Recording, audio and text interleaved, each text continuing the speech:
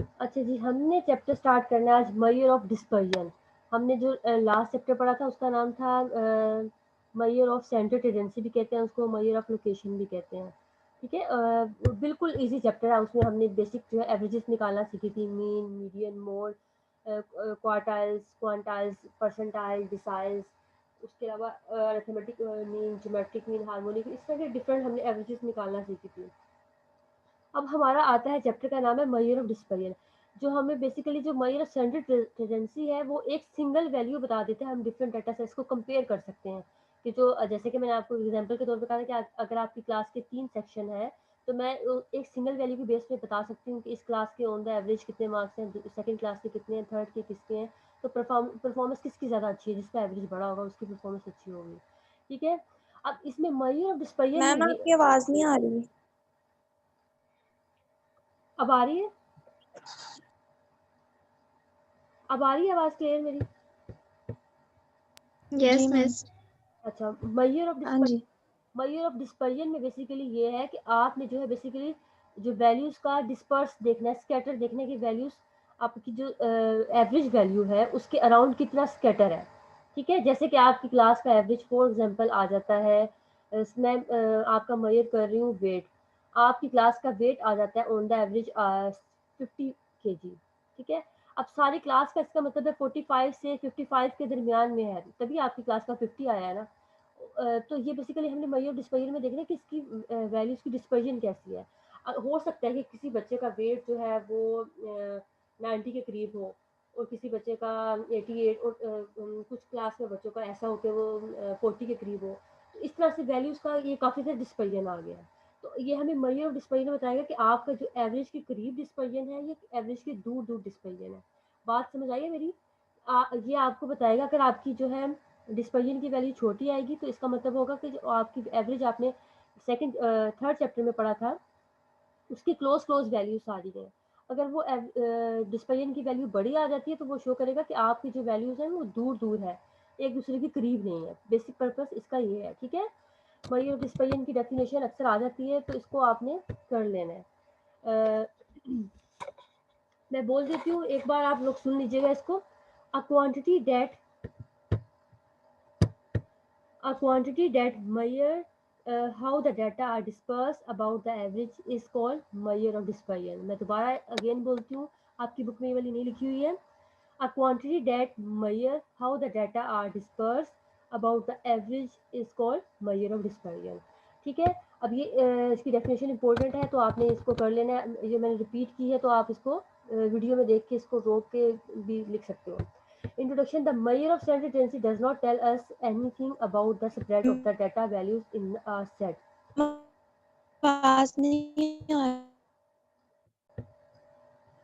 अच्छा जी, इसके बाद देखें जो फर्स्ट लाइन में लिखा हुआ है कि the measure of central tendency, जो हमने थर्ड चैप्टर में पढ़ा था, does not tell anything about the spread of the values.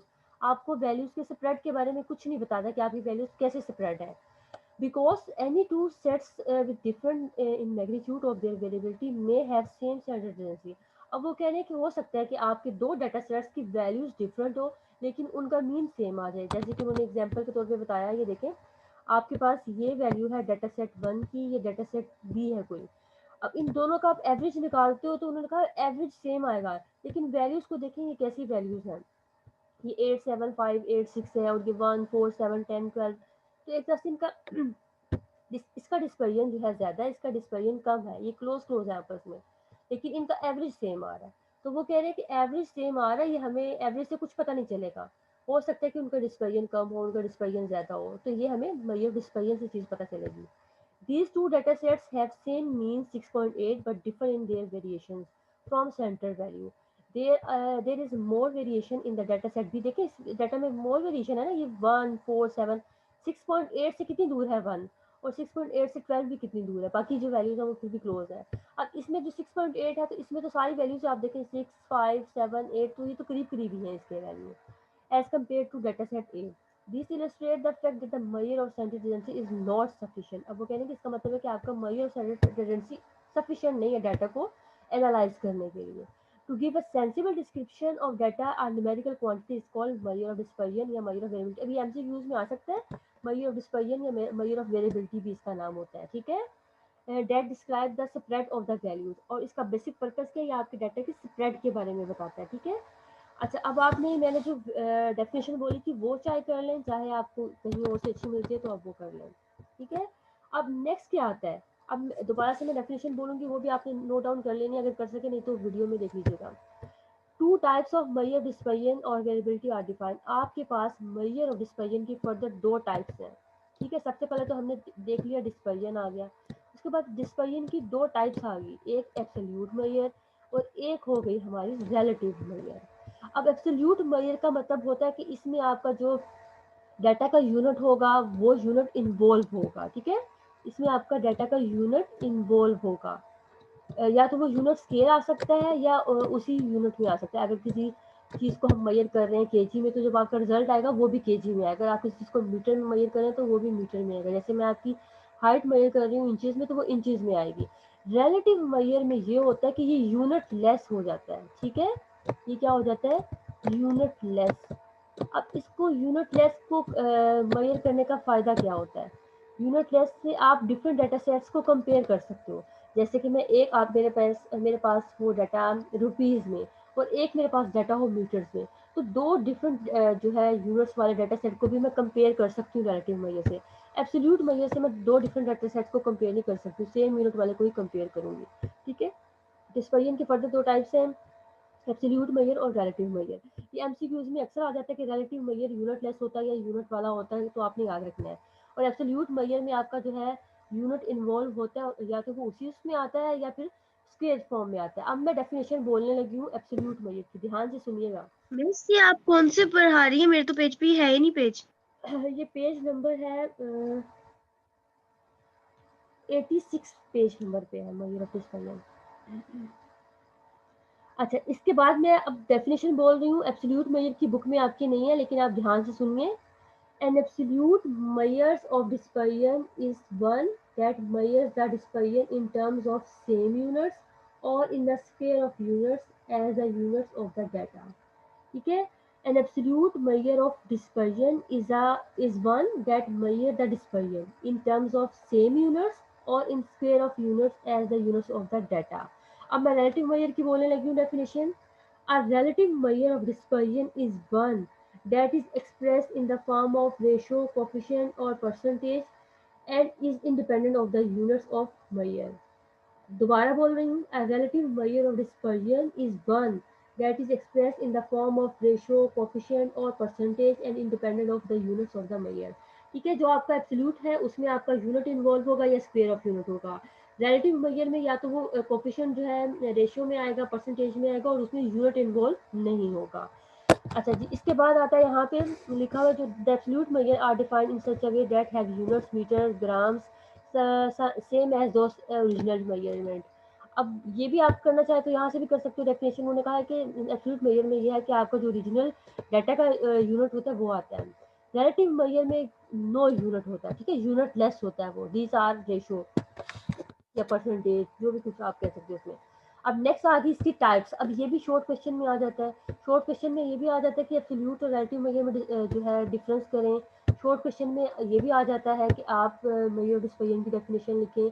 Short question में ये भी आ जाता है कि आप जो है मोस्ट कॉमन मेजर की डिस्पर्जन की टाइप्स बताएं। तो इनकी टाइप्स क्या है, फर्स्ट है आपके पास रेंज, सेकंड आपके पास है क्वार्टाइल डेविएशन, थर्ड है आपके पास मीन डेविएशन, फोर्थ है वेरिएंस और फिफ्थ है standard deviation.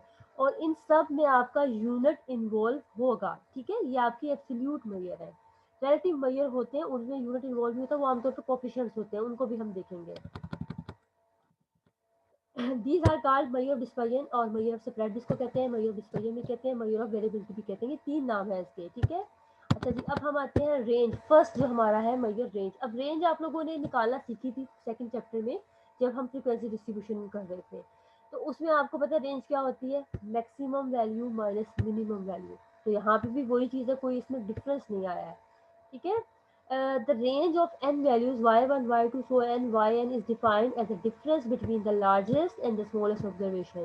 If y1 is the smallest in magnitude and yn is the largest in magnitude, the range of it is noted by r।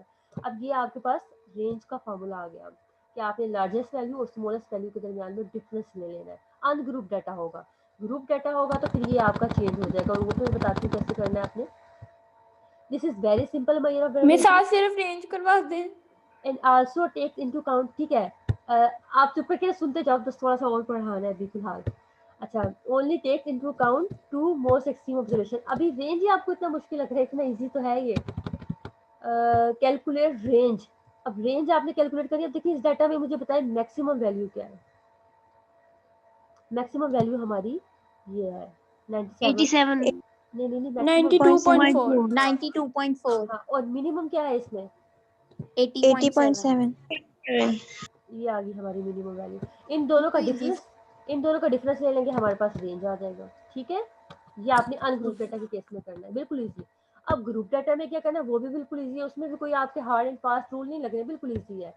Range for group data. In case of group data, it may be calculated in the following formula: mid value of the highest class and mid value of the lowest class. इसमें भी कोई मुश्किल नहीं है, आपको ये group data दिया हुआ है, आपने जो है इसकी क्लास बाउंड्री निकालनी है। वैसे क्लास बाउंड्री निकालने की जरूरत नहीं है, आपको मिड पॉइंट निकालने की जरूरत होती है। ठीक है, मिड पॉइंट क्या होता है? X value. आपने 70 + 74 को ऐड किया और 2 पे डिवाइड किया, आपके पास यहाँ पे मिड पॉइंट सारे आ जाएंगे। आपने जो है लास्ट वाले मिड पॉइंट में से फर्स्ट वाला मिड पॉइंट माइनस कर देना है, आपके पास रेंज आ जाएगी ग्रुप डाटा की। ठीक है, इसमें कोई मसला है? बिल्कुल इजी है ना, ये देखें, ये भी अनग्रुप का भी बिल्कुल इजी है, ग्रुप डाटा का भी। आपने जो है फर्स्ट जो ग्रुप है उसका आपने मिड पॉइंट निकाल लिया, लास्ट वाले ग्रुप का मिड पॉइंट निकाल लिया, इन दोनों का डिफरेंस ले लिया, आपके पास ग्रुप डाटा का रेंज आ गया। बिल्कुल इजी है ये भी। अब मेरिट है, अब घबराते नहीं है, कुछ बच्चे कह रहे हैं ना प्रॉपर्टीज मेरिट ये वो चीजें मुश्किल नहीं है, बिल्कुल इजी है। मेरिट ऑफ रेंज क्या है? It is easy to calculate, it is useful. अभी देखिए इजी था ना कैलकुलेट करना, तो उन्होंने कहा था easy to calculate. It is useful measure in small samples. अब ये स्मॉल सैंपल्स के लिए इजी है, लार्ज के लिए मुश्किल हो जाता है। डीमेरिट क्या है? It is not based on all the, ये आपको पता है कि सारी ऑब्जर्वेशन पे बेस ही नहीं करता, सिर्फ दो तो वैल्यूज ली है हमने, largest and smallest. It depends on extreme observation. अब ये भी आपको पता है कि हमने सिर्फ और सिर्फ सबसे बड़ी वैल्यू और सबसे छोटी वैल्यू ली है, तो एक्सट्रीम ऑब्जर्वेशन हमने ली है। तो ये चीजें चारों आपको पहले ही पता थी, इसके दोनों मेरिट भी पता थे आपको, दोनों डीमेरिट भी पता थे। अब मैं लास्ट टॉपिक करा रही हूँ, एमएल कह रही थी ना, बस करें, क्वार्टर डेविएशन करा रही हूँ बस लास्ट आपको। अच्छा, इसमें क्वार्टर डेविएशन में क्या होता है?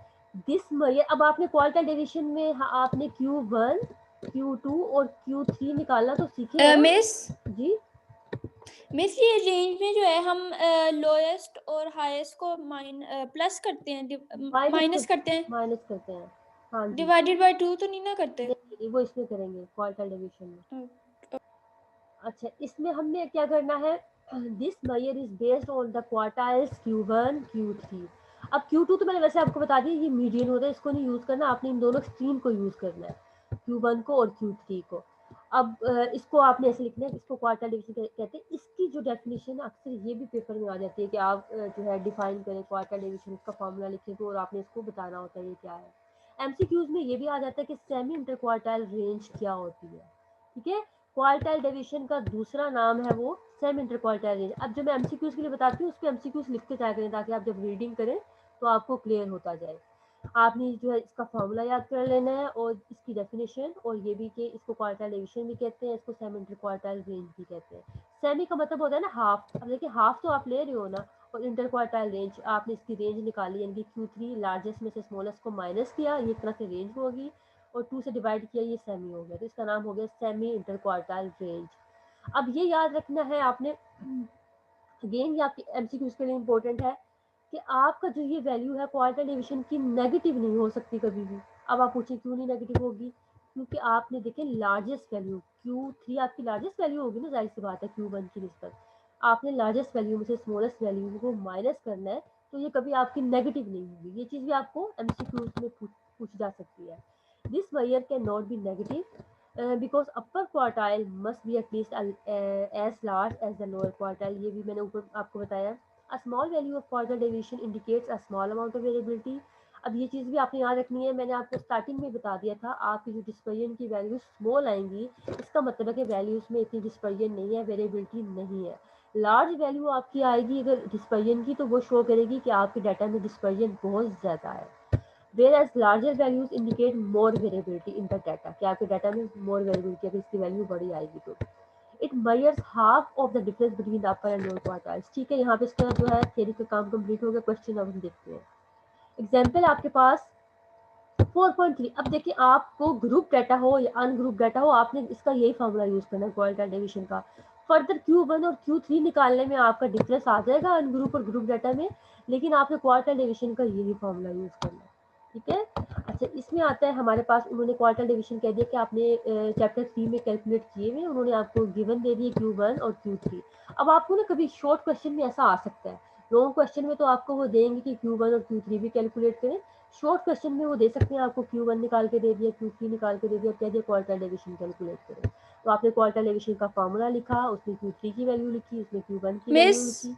हाँ जी, आपको मिस क्वार्टाइल दोबारा डिवीजन रिपीट कर दे, वो आपकी आवाज नहीं कट रही थी थोड़ी सी। आपके नेट में प्रॉब्लम होगा, मेरे नेट में, चलो मैं करती हूँ। अच्छा मिस रिपीट कर दें दोबारा आप। करती हूँ। अच्छा, क्वार्टाइल डिवीजन मैंने आपको कहा है कि आप ग्रुप डाटा का भी आ सकता है, अनग्रुप डाटा का भी आ सकता है।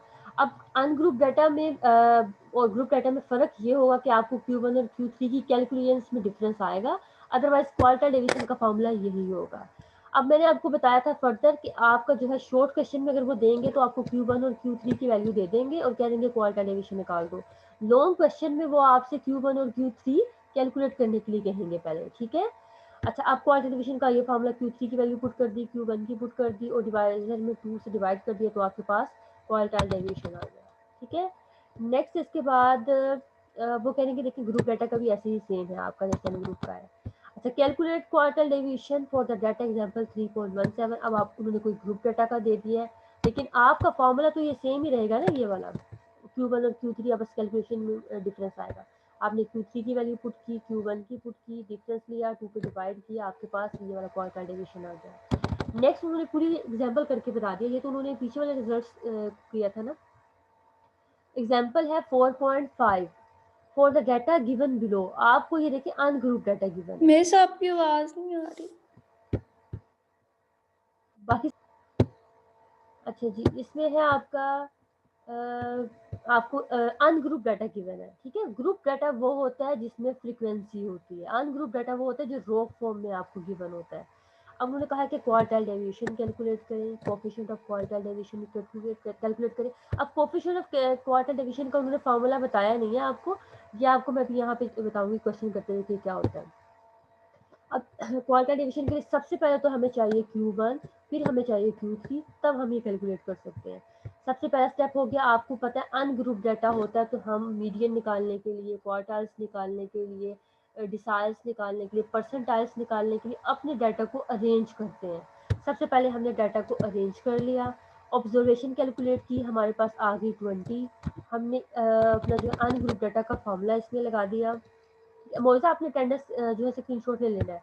अच्छा, इसके बाद हमने Q1 ले लिया, इसमें से Q1 का ये फॉर्मूला इसमें लगा दिया और इसके बाद आपने देखा इसकी वैल्यू जो आ रही थी Q1 की, आपने वो लिख ली। ठीक है, आपको जो मैंने फॉर्मूला लिखवाया था आप उससे भी कर लें, चाहे आपको ये जो फॉर्मूला आप ये कर लें, आपकी अपनी मर्जी है। इसमें भी देखिए आगे जाके उन्होंने करना वही होता है जो मैंने फॉर्मूला आपको लिखवाया होता। उसमें फॉर्मूला मैंने आपको लिखवाया था 1/2 n/4 value plus n plus 2/4 value. ठीक है, ये फॉर्मूला मैंने आपको लिखवाया था।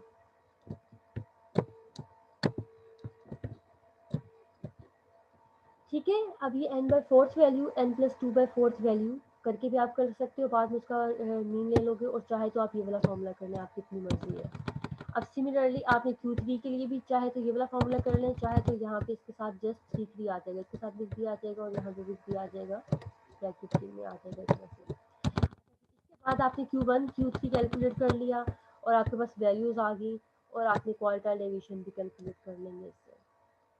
ठीक है, नेक्स्ट आता है उसके बाद कोएफिशिएंट ऑफ क्वार्टाइल डेविएशन क्या होता है। अब ये याद रखना है आपने, कोएफिशिएंट ऑफ क्वार्टाइल डेविएशन क्या होता है। आपका जो ये देखें ऊपर था न्यूमिनेटर में, ये न्यूमिनेटर सेम आ गया और डिनोमिनेटर में वो बस जो है प्लस के साइन के साथ आ गया। 1 मिनट में आती हूँ। ठीक है, मेरे से एक क्वेश्चन है। हाँ जी पूछे।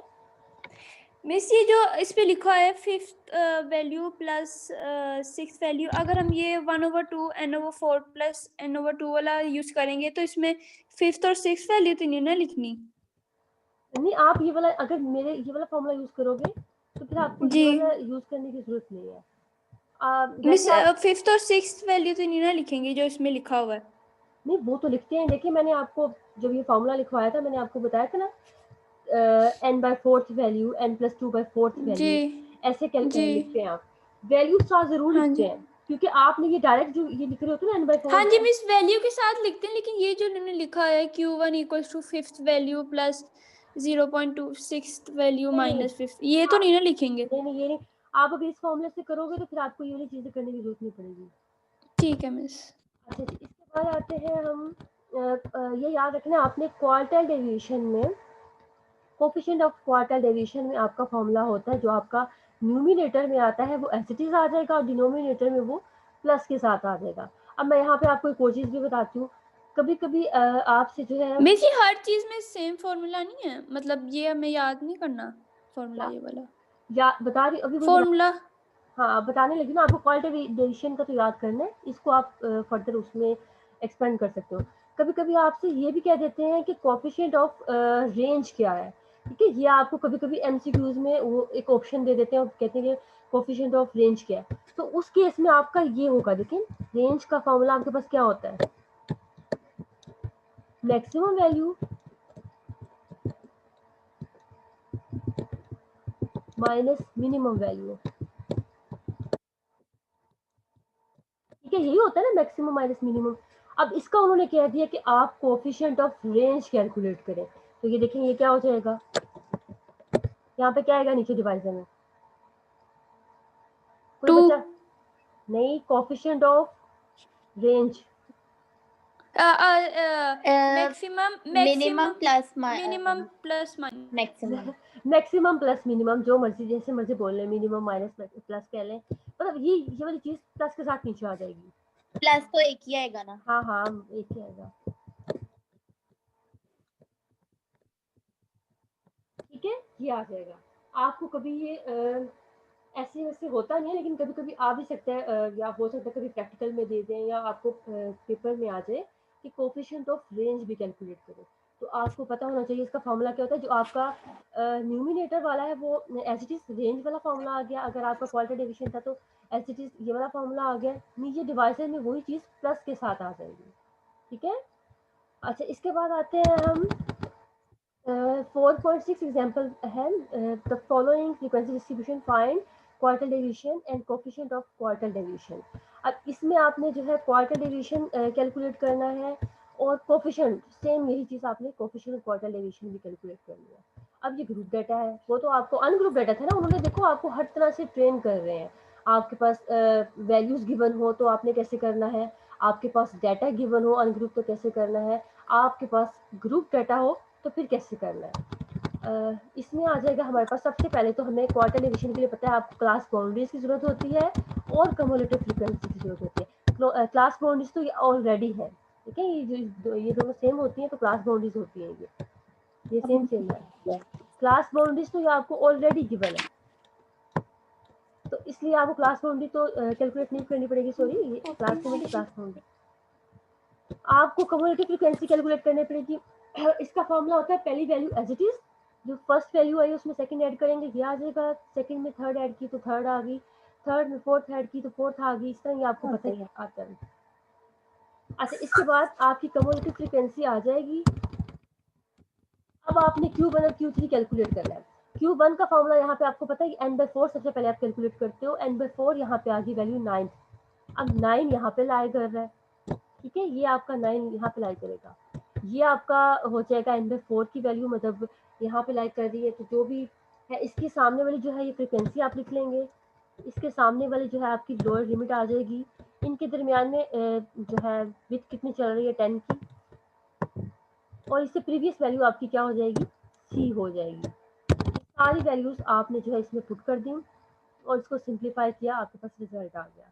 नेक्स्ट आपने जो निकालना है थर्ड क्वार्टाइल, इसके लिए आपने यहाँ पे 3n/4 करना होता है। अगर ये वैल्यू 27 आ रही है फॉर एग्जाम्पल, अब 27 मिस जी मिस ये एल का तो इसका ये नहीं होगा। यही होगा ना, ये जो सामने लोअर लिमिट है ये होगी। अब मैं आपको थर्ड वाले की बता रही हूँ, दोबारा सुन लीजिए। अब ये 27 वैल्यू है, 27 वैल्यू इसके अंदर लाई करती है, ये इससे तो बड़ी है ना, जाहिर सी बात है इसके अंदर लाई करती है। अब ये आपका जो हो गया, आप इस वाले ग्रुप को आपने कंसीडर करना है, इसका मतलब है, ठीक है। इस वाले ग्रुप में से आपने ये फ्रीक्वेंसी ले ली, तो मिस 40 ये होगी ना इसकी। ये आपकी लोअर लिमिट, हाँ जी लोअर लिमिट 40 होगी। 40 और इससे इन्होंने प्रीवियस 20 लिखा हुआ है मिस। इससे प्रीवियस वैल्यू नहीं ये 40 लिखा होगा, 40 लिखा हुआ है, ध्यान से देखा करें। अच्छा, इसके बाद 40 आ गया और ये एफ आ गया, ये उससे प्रीवियस वैल्यू आ गई, सारी वैल्यूज को आपने पुट कर दिया और Q1 में 20 लिखा हुआ है ना। हाँ जी। अच्छा, इसके बाद आपने इसको सिंप्लीफाई किया, आपके पास Q1 Q3 आ गया, फॉर्मूले में पुट किया, आपके पास क्वार्टाइल डेविएशन आ गया। उस क्वार्टाइल डेविएशन के बाद कोफिशिएंट ऑफ क्वार्टाइल डेविएशन भी कैलकुलेट करना था, तो आपको बता दिया कि पहले वो जो है एज इट इज आ जाता है, नीचे जो है प्लस के साथ आ जाता है, तो आपके पास ये भी आ गया। अब आपने एक और चीज़ याद रखनी है, क्वार्टाइल डेविएशन में यूनिट इन्वॉल्व होता है, कोफिशिएंट ऑफ क्वार्टाइल डेविएशन में यूनिट इन्वॉल्व नहीं होता।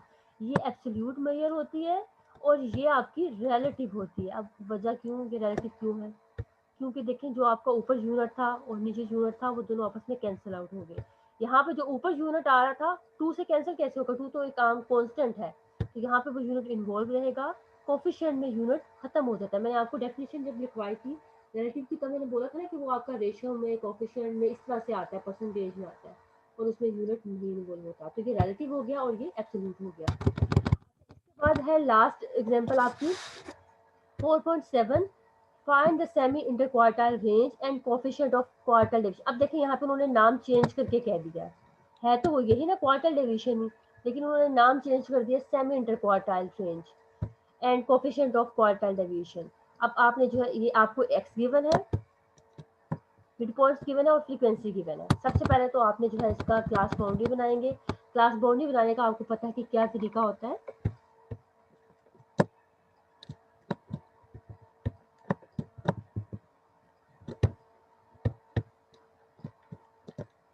एक्स आपको गिवन है, या वाई जो भी चीज प्लस माइनस h/2। अब h क्या है यहाँ पे 10 का डिफरेंस चल रहा है और 2 पे डिवाइड करें तो प्लस माइनस 5। आप एक्स वैल्यूज में 5 जो है ऐड भी करेंगे, सब्ट्रैक्ट करेंगे, आपके पास क्लास बाउंड्रीज बनती जाएंगी। जैसे कि ये देखिए 20 है, इसमें से 5 माइनस करेंगे तो ये 15 आ गया लोअर क्लास लिमिट, इसमें 5 ऐड करेंगे तो 25 हो गया upper class limit. Next class boundary sorry 30 है, इसमें से 5 माइनस करेंगे 25 आ गया, इसमें ऐड करेंगे 5 तो ये हो जाएगा 35। इस तरह से आपकी जो है क्लास बाउंड्रीज बनती गई। नेक्स्ट कम्युलेटिव फ्रीक्वेंसी आपको पता है, जब भी आपके पास ग्रुप डाटा होता है तो आपने कम्युलेटिव फ्रीक्वेंसी कैलकुलेशन इसकी जरूर करनी होती है। ये दोनों कॉलम्स रिक्वायर होते हैं आपको इसके लिए, ग्रुप डाटा में आपने जो है क्वार्टाइल्स या क्वांटाइल्स जो भी चीज़ें निकालनी होगी कैलकुलेट करनी। सबसे पहले एंडर 4 किया, एंडर 4 से आपके पास आ रही है 137 वैल्यू। 137 आप देखेंगे अपनी क्लास यहाँ पे आ रही है इसमें, ठीक है। इसका मतलब है आपने ये वाला ग्रुप कंसीडर करना है।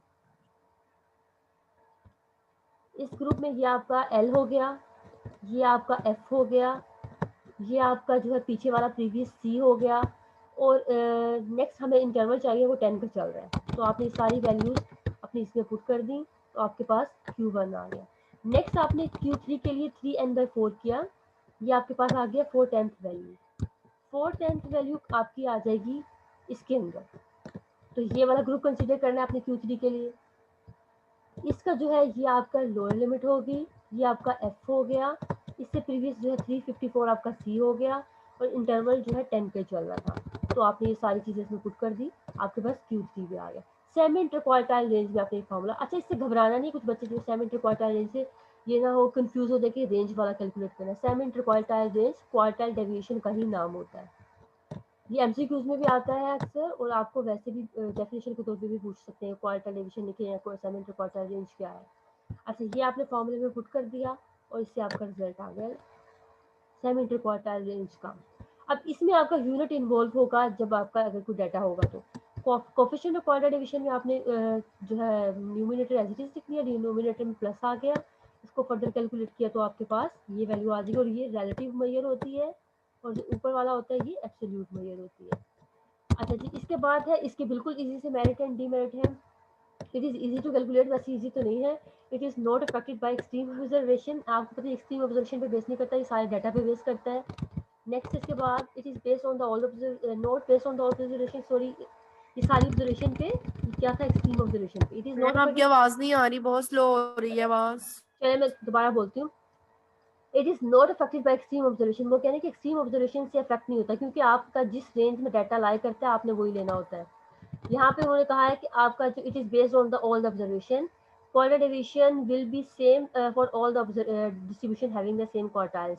अब वो कह रहे हैं क्वार्टर डिवीजन सबका सेम हो जाएगा अगर आपके जो है ऑल डिस्ट्रीब्यूशन सेम क्वार्टाइल्स के होंगे। अब मैं आपको एग्जाम्पल मार्क करा दूँ, एक दो आपकी एक्सरसाइज का बस।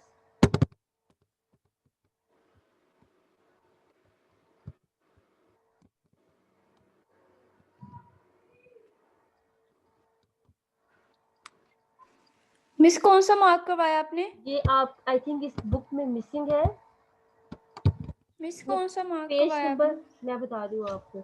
इस बुक में जो है ये पेज मिसिंग है, तो आपने वैसे ही कर लेना है। क्वेश्चन नंबर 4.5 आपने क्वार्टर डिवीजन और कोफिशिएंट ऑफ स्क्यूनेस को छोड़ देना है, क्वार्टर डिवीजन कर लेना है। नेक्स्ट आपने 4.6 करना है, उसमें आपने 4.5 मिस। हाँ 4.5 और 4.